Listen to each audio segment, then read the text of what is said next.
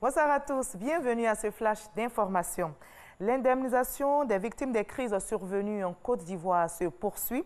Celles de la région de la Nawa ont été visitées par l'équipe du ministère de la Solidarité, de la Cohésion sociale et de la lutte contre la pauvreté.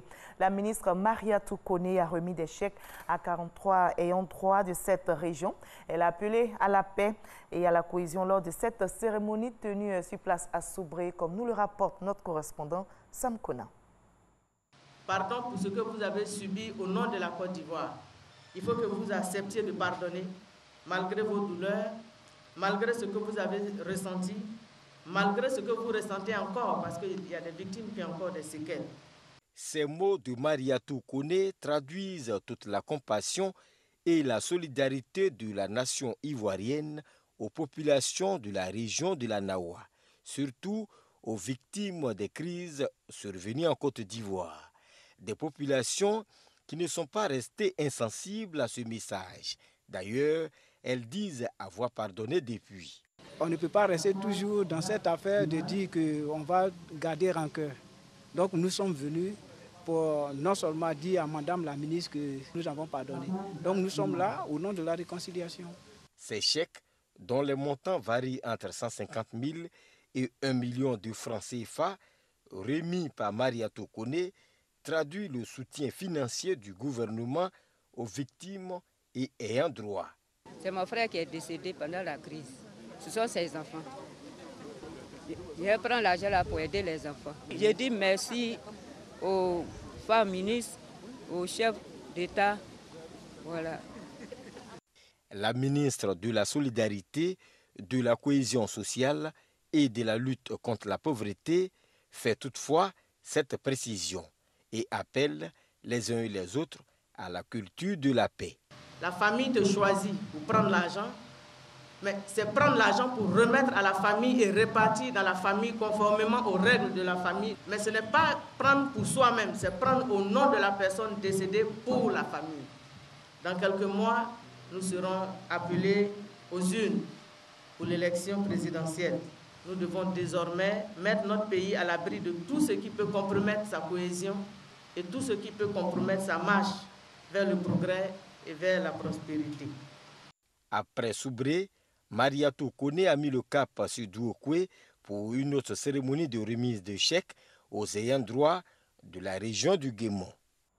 Le président du Sénat est aussi actif sur le terrain. Il mobilise pour le compte du RHDP à Toumoudi et à Guékano. Aosso Kwadio Jano a échangé avec la chefferie traditionnelle de ces deux départements. Il a évoqué la raison de son adhésion au RHDP et invité les populations, notamment les têtes couronnées, à promouvoir la paix, l'unité et la cohésion prônée par le rassemblement des oufouettistes pour la démocratie et la paix.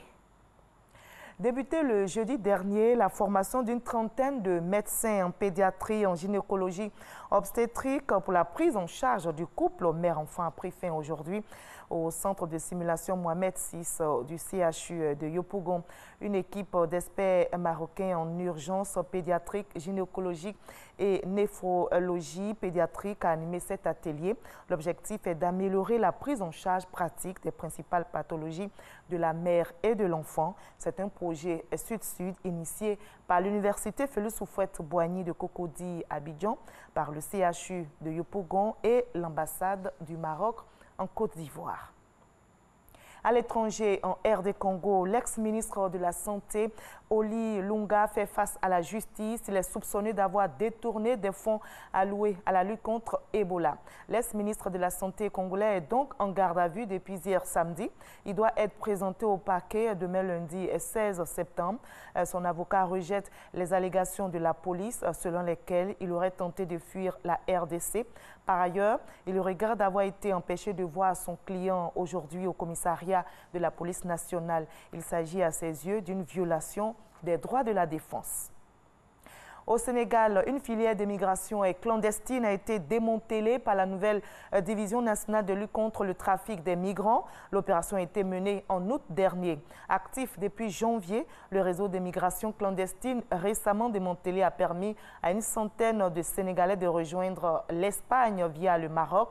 6 suspects sont désormais inculpés pour extorsion de fonds, blanchiment d'argent et association de malfaiteurs. Ces jours de vote en Tunisie, près de 7 millions d'électeurs sont appelés à départager 24 candidats en lice pour la présidentielle. Ils étaient 26 au départ, mais 2 d'entre eux ont jeté l'éponge. 13 000 bureaux de vote sont ouverts pour ce premier tour. Et selon l'ISIE, l'instance chargée des élections, la mobilisation est encore faible, 16,31% de taux de participation à la mi-journée. Les bureaux de vote devraient fermer d'un moment à l'autre et laisser place au dépouillement. On va se retrouver à 20 h pour la grande édition. À tout à l'heure.